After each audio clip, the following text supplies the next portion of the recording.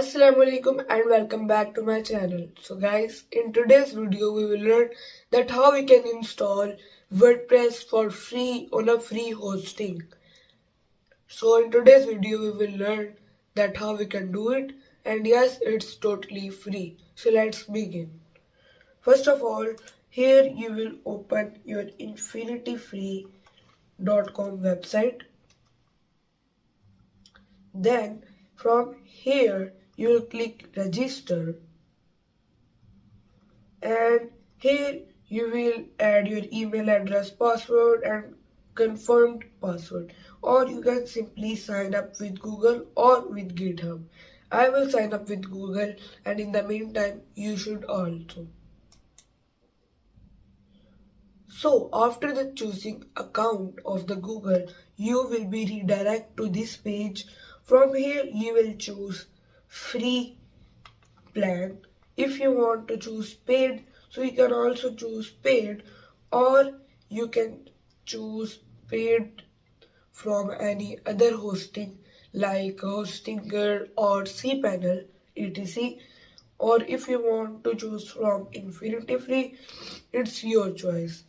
So now I will choose this create now for free. Then you will cut this advertisement. Now here you will enter the subdomain, the domain you want. So like I want Abdulhadi, and from domain extension you will choose the domain extension like abdulhadi.gt.tc.rf.gt like that. So from here I will choose gt.tc. So from here you will click check availability. So here the account username will be generated automatically. Here you will add your password.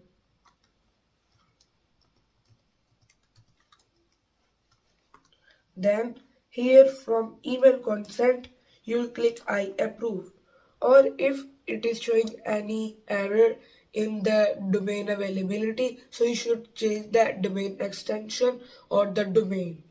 So now from here you will click create account, and it is now saying that your password is matching with an existing hosting account.